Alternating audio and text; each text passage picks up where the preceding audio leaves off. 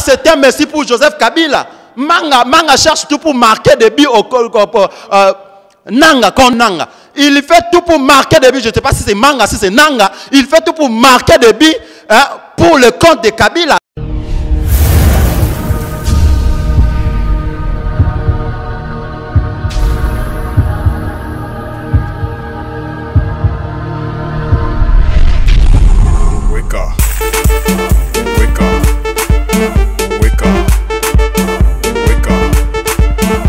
Parce que 4 coins du monde en parlent, parce que ça fait débat au cœur de l'actualité des questions électorales, parce que les élections traînent à arriver et Corneille Nangaa vient de briser la glace pour dire que les élections arriveront bel et bien à Kinshasa après 504 jours. Aujourd'hui, show du web plutôt. Tomi Sali plaisir ya koyamba mwana mboka maître grâce Oyazali.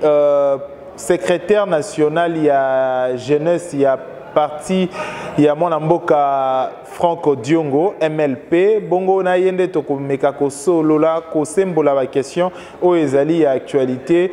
Rozala bongo nga mon côté na rozala toujours comme d'habitude accompagné na mon mentionné autozui na show du web émission conçue na union de journalistes du web na bande konabiso ba confrères comme ba concert na gauche na nga mwana mboka Jenny Chibangu ya congo10.com na mopandi na ye azali bongo na Ibenge Gradimouya ya ibenge.com site internet oyo ezali mikolo ko informer bino na ba dernière information na Congo Mbinga Glody Lunda au azali à congombinga.com ensemble toyamba bongo mwana mboka grâce na bandina na mbote mwana mboka. D'abord question liboso azali lever voix outi ko briser glace ko lobaki élection et ko koma mais bapé ça est 504 jours. Point de vue na yo ko mona ezali nini par rapport à ces dires. Corneille Nangaa a déclaré guerre. Nango na félicité Corneille Nangaa poète azali grand mobilisateur ya peuple congolais. Corneille Nangaa ayebi ko tombu kisana maloba nande peuple congolais pour peuple congolais ba été ezali matumboli oyo Corneille Nangaa abandi e bandaka ka bongo soki tozongi sima na 2015 pour na loi électorale e bandaka ka bongo na yango Corneille Nangaa a bengi ye moko avant que biso opposition te bako benga peuple ay bako kita na nzela. Corneille Nangaa bi déjà ko bianga peuple na lombangu pour na ete peuple bako kita na nzela pour ete a déclaré déjà bitumba. Corneille Nangaa a déclaré guerre pour na yo mona mboka grâce ezali koloba oyo ba souci technique ya ye o amoni to ndenge nini koloba guerre a déclaré. Corneille Nangaa na mboka oyo eza ba élection liboso ko salema te. Ba élection est salema na 2006, ba élection est salema na 2011, na 2016 pour ba élection ba ko salema Kabila na batu na ye ba bi ko bongisa mabongisi ete ba ko kosa ete misolo ezalité pour na ete ba ko koba ko konza na ndenge moko elongama ite na moboko likonzi ya mboka. Na yango Corneille Nangaa azali lokola défenseur ya Kabila. Corneille Nangaa zo sala mosala oya sengi ete asala mission oyo Kabila pesi. Mission oyo Kabila pesa Corneille Nangaa ete ba ko sala ba manœuvre pona ba ko mema ko koba ko kambaka na kolandisa maka likolo ya mobeko ya mibeko. Na yango Corneille Nangaa zo sala kaka oyo mokonzi na ye asengi asala. Pona biso toyebi ete Corneille Nangaa abengi biso na bitumba biso peuple toko benga peuple. Nous allons cette fois-ci anticiper le départ de Kabila. Nous allons anticiper le départ de Kabila. Ça ne sera plus le 31 décembre tel que c'était prévu, mais cette fois-ci, je dis que nous allons anticiper le départ de Kabila. Anticiper, Lélo d'abord, il faut Kolobapé, il faut lever la voix. Kolobapé, Bosolo. Mon amboka Corneille Nangaa tamba signé qui accord, il était obligé, il y a qu'à respecter accord aux à Saint-Sylvestre. Il fallait normalement organiser des élections, mais la date où qui n'a accord, parce que cet accord, il fallait mon application.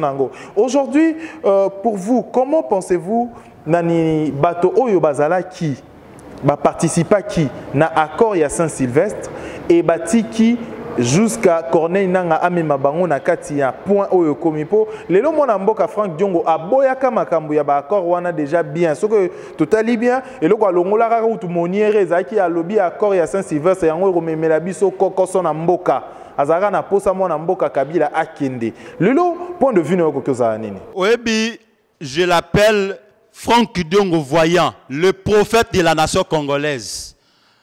Franck Diongo ayebaki pona nini mindondo oyo kouta na sima ya accord wana basenga kete accord wana eba kozala nde bayo basengi ete mboka eba kokamba na ndenge oyo tomoni babi koteka bana mboka babi koteka ekolo mobima pona baposa na bango moko yango mwana mboka Franck Diongo ye nzambe ndazala azala ikati na ye ayeba komonisa ete omoni mayokani oyo ya accord oyo ekobimisela biso puku na yango bokende te ayebaki kobima na accord wana ayebaki kozwa kutumonya bakopasula yango po ayebaki suite na yango omoni na mboka eza mbala liboso te ba dialogue esalema ba dialogue nyonso esalemaka ayebaka suite na yango eyebanaka bo bakendaki na dialogue bandimaki kofana na dialogue wana ta so baumeli bayebaki ke suite na bango ozala kokota na gouvernement ya Kabila bakoba kofacilite glissement na yango biso tondimaki te yango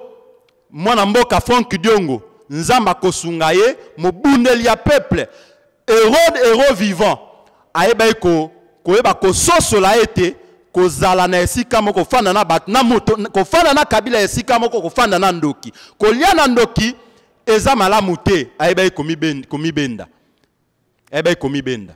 Ok, matondo mingi mbote na yo mwana mboka grâce tozonga kaka mokola lobi toraki mokonzi ya rassemblement koloba ete kosala discours koloba ete transition ya moke koya na 2019 mais sans na 2018 mais sans Kabila motu nangeza te est-ce que discours ndezali solution pour la kobimisa mboka na biso Congo na crise topé ezalini parce que toyebi déjà ba discours et salamaki na 2016 discours et salamaki ba imboka ba ki libanda ba carton rouge ba discours eleki mwa mingi na mboka na biso est-ce que pona komimisa mboka o na crise ezo senga discours lisusu tala toza lisusu na ngonga ba discours te toza na ngonga te ba ko benga peuple ba ko kita na nzela toza lisusu na ngonga ko loba mingi te Félix Soka lobby oui a lobby pour transition ko salema Kabila kozala te mboka o biso to okamba Kabila kozala te solution ezala maboko na bino peuple solution ezala maboko na biso peuple seule la lutte libère yango eza devise ya parti na biso seul le combat to komi na ngonga bitumba mibali na mibali o mwana mboka Franck Diongo bana koloba ya mibali na mibali bakoyeba koboma bato bakoyeba kosala ba fausse commune bakosilisa peuple nyonso tout te. Vaut mieux mourir pour la nation que mourir dans la maison et laisser la nation mourir. Libanda tango pepa ko malibanda kaka bino ba yi opposition de bozonga lisusu na mesa pona dialogue oyo ko pesa lisusu tango susu bendingisa na ba yi majorité pour ba continuer lisusu na glissement na ba dialogue Kabila kozala te soki Kabila kei to koyeba ko fanda entre biso bana mboka to ba koma ndenge ni to ko mema mboka kende liboso ko solola atana libota soki makambo eza yesenga to fana to solola mais ko fana na ni papa o bosolo na lelo biku na bukangie na basi na nzela na makambo eza ngatina baso o continuer ko solola na papa ndenge wana te to lobi boye Kabila kozala te Kabila ko kende po peuple kalate akokita na nzela avant même le 31 décembre je vous dis akobenga na Kabila to ko mobiliser akobenga na Kabila kozala te tokofana na meto na mesa to solola pondo e banene na sima Kabila kokenda to banene to kamba mboka na kimia mbote mwana mboka Gracia mwana mboka Gracia kaka ndenge to utikoloba ke transition sans de Kabila pona bino bayi opposition bozo banza nini nani yakoki kotambusa transition wana soki monsieur Kabila azate pour la kotambusa yango oyebi na kozonga na lisolo ya makomi na nzambe référence na biso moi je suis chrétien ezalaka Bible tango Moïse nzamba azwaki ye Josué abimaki toyebi ete na contexte oyo Tshisekedi azali te batu bozali ko mituna ebele soki nini Kabila qui transition au sein de Kabila. Non, est-ce que Kabila est indispensable? Kabila n'est pas indispensable. Kabila n'est pas indispensable. Ce qui a zaté, batu o pe bazali na makoki ya kokambamboka pe bazali. Yo poza na makoki ya kokambamboka. Nga pe na makoki ya kokambamboka. Mwana mboka Frank Kidonga za na makoki ya kokambamboka. Moise Katumba za na makoki ya kokambamboka. Félix Tshisekedi za na makoki ya kokambamboka. Na sima Kabila tokoyeba kofanda toyeba nani asengeli o azali na crédibilité to ko pesa mboka ko ayeba kokamba yango. Peuple congolais alingaka leader moko azala liboso na yepo ayeba ko bunda etumba malamu. Est-ce que bobongiseli déjà leader moko wa kokyo bimisa na nzela? Le leader d'abord c'est le peuple lui-même. Peuple est moko azana mesure ya koyeba ko pona leader nini o ya sengeli ko tia liboso ba ko kambaye. Ngana ko senga peuple ye mutaza vrai leader ye po on dit la souveraineté nationale appartient au peuple, article 5 de la constitution.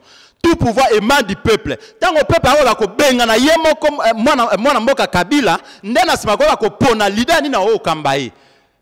Na siko na o ba nini te o peuple poni. Peuple mo ka o ba nini o yo azana bo sola ba ko kambaye. Motuna peuple azotuna toyebi biso nyonso. Toyebi biso nyonso ndeko Frank Diongo azwaki moko koso pona kozwa carte d'électeur na ye. Est-ce que a longa ki kozwa yango to asuka ki ka na kozwa yango te? Frank Kidongo azali obstacle majeur na gouvernement ya Kabila o. Aza obstacle majeur na régime ya Kabila.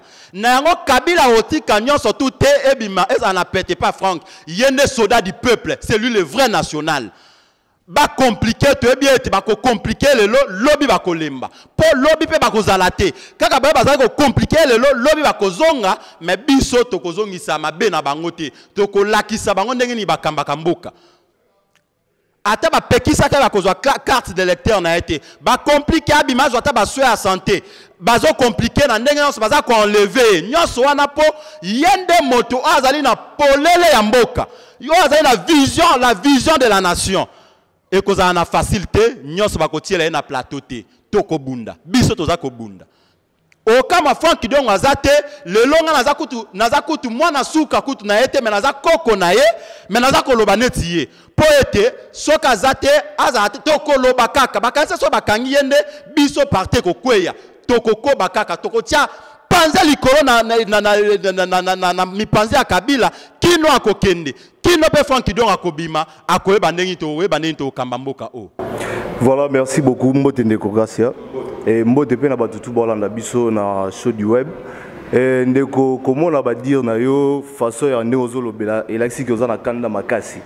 Mais Marambo déjà oui, Marambo déjà on dirait tous les cas déjà étape parce que tant on déclaré guerre est à la manière ni population de Mara Libana police ya eboma batu soit boza la manière musu ya kosa la guerre parce que ceux qui bobi que non population de Malibanda et ezalaka que non police aye abimi asimatovana bandaku ba ville borte après Marambesili Kabila eskalika na pouvoir est-ce que manière mususu yako bengana Kabila ezate faut zaraka population bima faut zaraka guerre faut ka batba kufa parce que déjà batba kufa belé l'habité so za na mécanisme mususu oyo boko sala po bo chasser Kabila oyebi toza la mboka liboso te oyo baza na révolution ba changer makam na révolution na Burkina Faso salema kindenge nini na Burkina Faso salema kindenge nini toza na posa peuple nde mutu aliberaka mboka na ye na maboko ya banguna toko simba biso to simba ka minduki te biso mwende naza na yebi ndenge nini ba simba ka munduki te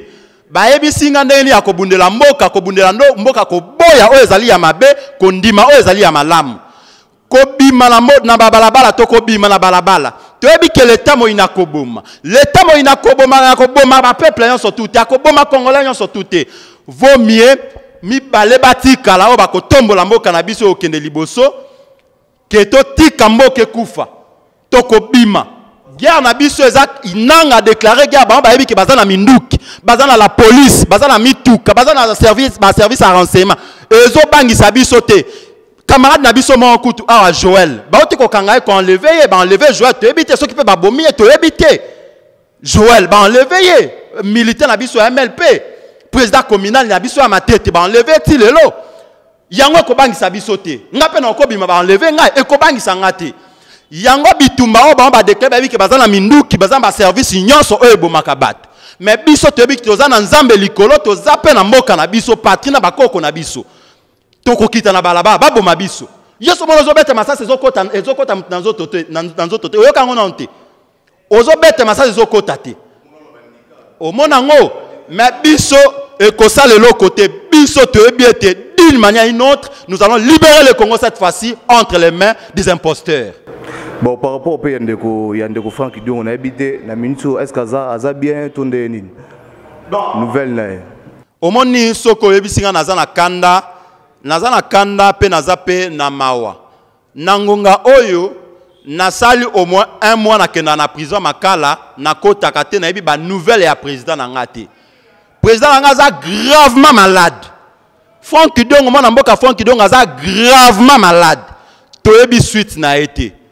Toyebi pété. Na yango nazoloba soki pe mokonzi na nga akufi ba ba koyebisa yebi suite mokonzi na bino akufa. Po bazobo ya tokota. Toyebi santé na ndenge ezate. Mais nzambe mobateli mokena likolo na se o asala nyonso na liloba na ye ayebi suka ndenge kozala.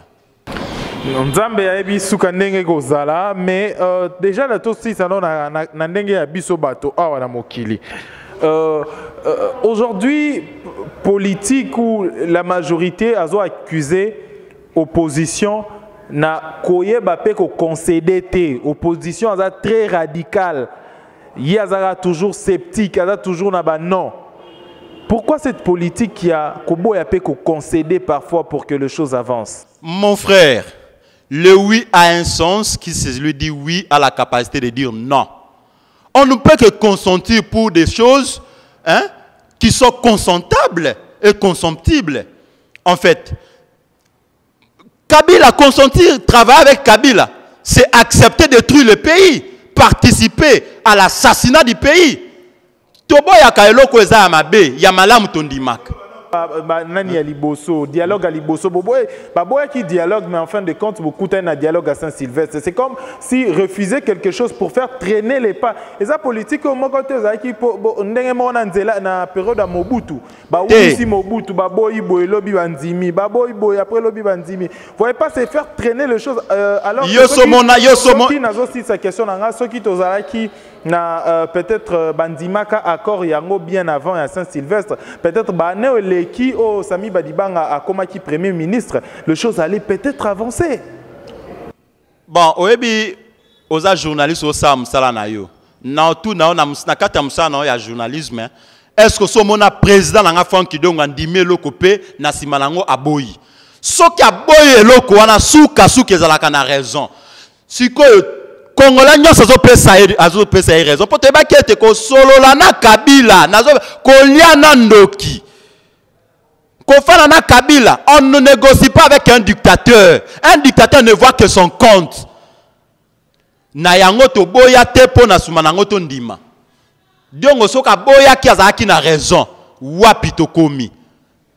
C'est ça ne ko les a bengi na yebisa to komi wapi. A retourna nga mutuna na ko yanolae. Ok, Matondo mingi ngana kozonga moke na motuna ya na dossier ya Ndeko Franck Diongo esika wa azali na kati ya prison. MLP ezali parti moko na kati ya rassemblement. Eloko nini to pe démarche nini ba yi rassemblement bazo sala na dossier ya mwana mboka Franck Diongo oyo ba yi mboka babengaka héros vivant. Lokola mwana mboka emoko pena secrétaire général na biso maître Nico Maengela lobaka yango ye question à Nazan la Mésia à répondre à Angoté. Pour autant que mon chef secrétaire général, maître Nico Maenge, ne répond pas à cette question, va poser cette question aux membres du rassemblement. Que nous retournons moi, Namboka Franck Kidong, Aza membre du rassemblement. Aza membre ya AR est partie prenante du rassemblement. Pour Nani Bozota Alikambuna été. Que nous retournons Batu, Obakambi à rassemblement, au peu sa réponse. Boza bana oya ye boza nde bozo mi benga bana na ye lokola ya zaile sika ko kanga to pazali na boloko kunya prison makala bozali pe mieux placé ya kokende na kati ya rassemblement to pe na disangwana munene kotuna pona nini ta mususu boko landela to pe boko landela te dossier ya mona mboka Franck Diongo omoni sagesse lo baraboyi papa na ngai bisanga soko fani na ndako moni ete ba pesio eloko ya kolia te sekeza ayote soki rassemblement et que baebi ete Franck Diongo aza moko na bango o baza na bolingo po na ye balinga ba lobela likambo wana soki na ebite soki pe ba lobela kayango mais yo po yebi oza pe congolaise neti nga soki pe ba lobela kanga na yebite mais pour autant que bazo lobela yango te c'est que baza na ba raison na bango naza avocat na bango te kende ko tuna likambo wana pas Félix Tshisekedi ba kambia rassemblement ba ko pesa réponse. Mwana mboka na lopoto balobi l'union fait la force. Et nous on ni ezangaka na opposition bosangani parce que ceux qui tomoni na côté à majorité et loko ça la force ta bango ezali bosangani. Bango nyonso bazaka liloba moko. Mais to côté opposition comme on a o alobi A o alobi B yango moni même ba misusu bakenda ki ba rejoindre bandeko ya majorité ni nyo ezangaka bino na opposition bozala pe ini lokola bango. Oyebi batemi bale ba ko tambola elongo soki bazolo ba liloba moko. Soki cohésion aneza ko zanga na kati opposition na biso c'est que toyebi ba musu bazali bazana tantôt mbisi tantôt nyama tozo e ba été tantôt ndeke baza non opposition eza mutunga pe na rola yo pokola lelo la muko bina komi opposant mais sous finalité les anines nous ne faisons pas la politique, nous ne nous opposons pas au système kabiliste. Pona naeba kosomba mutuka naeba kosomba nda côté. Je veux le changement. Par contre, biso soko oza opposant ata soko lobi olata ba galon ba ebio partout oza opposant soko oza na langage ya changement te na munoko na yo okolia na biso elongote. Bandeko majorité balobi système malamu ya kolongola ndeko Kabila ezaka kana ba élection. Baboyi na bango ba élection te mais ba pesika date oyo ba moni ke baza capable ya organiser ba élection. Alors eloko nini sali passe nesa. Bango ba lobby. Mais za bitumba ba sengi bango ba sengi bitumba. Biso peut te répliquer. Élection topé chaque élection soki Kabila zaki na volonté à organiser ba élection alinga ki ko sala yango. Kabila ne peut pas permettre une élection pour sa propre succession. Ce qu'il faut retenir. Kabila ne permettra, on peut accorder 10 ans à Kabila ici, il ne va pas organiser les élections pour qu'il soit succédé. Ce qu'il faut retenir. Par voie de conséquence, Kabila ne partira pas par voie électorale, Kabila partira par la pression populaire et nous allons appeler cette pression-là bientôt là, très bientôt. Mon mboka très bientôt mais tout le monde ma campagne ngezo kende a bozotika population et bimalanzila est-ce que vous êtes sûr que ceux qui population bimalanzila yango penande ko sala kende ko Kabila a cédé pouvoir Oebinin la résistance et la détermination biso tozana souci Kabila aboma ba congolais so ba sila po dondoa na batuna ba boma ba congolais nyonso soki ba congolais so ba sili ba omoni banda ko na biso so comme ba fausse commune. Wana, tant on a place dans le coup, on a gloire à Dieu parce que j'ai accompli ma mission, celle de libérer le Congo. Bien que cela n'étant.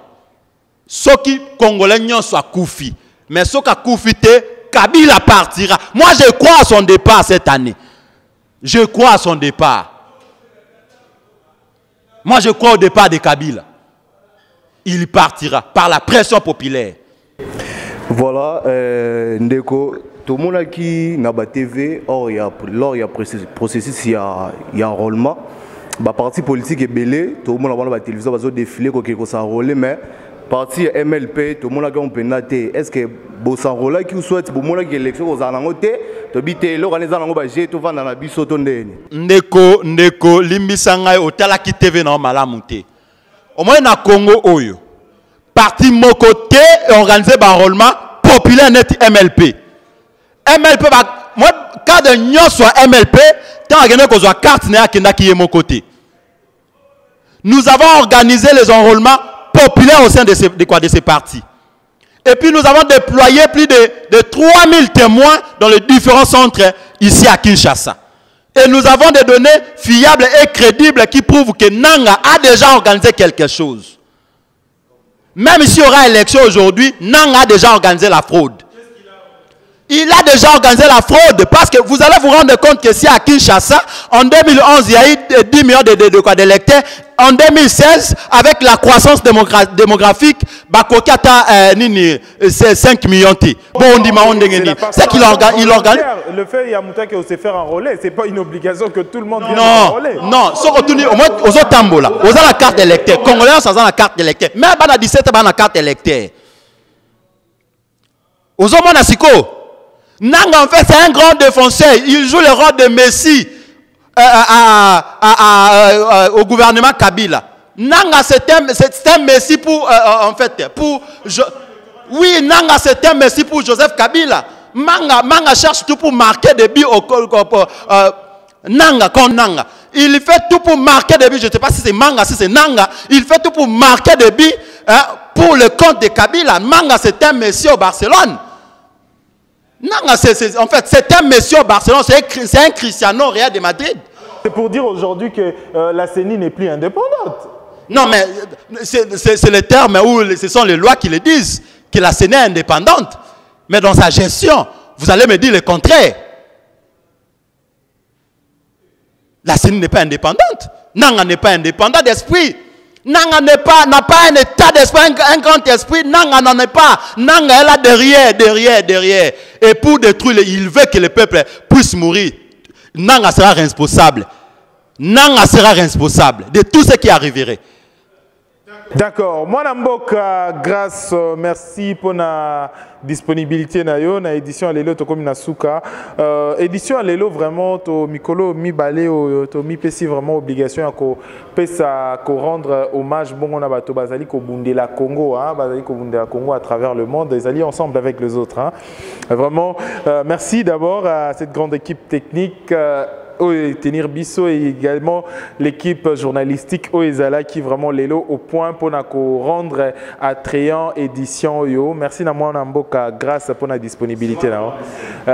Vraiment te rendre bongo ba courage pe ba encouragement et belé na ba Namboka o bazali ko bundela Congo bazali opprimé o bazali privé na liberté to penser bongo na moi Namboka Franck Diongo place aux alliés Nzamba zalana yo moi Namboka Mouyambo, place aux Alipé, Nzamba Zanayo, Nabato, Oba Kenda, Penabe événement les 19, le 20, le 21, la République démocratique du Congo, Nzamba Songabino.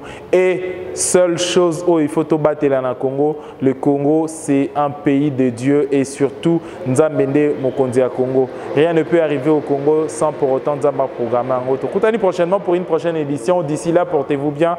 Merci, Nabatonio Souvolandi Bisso. Au revoir.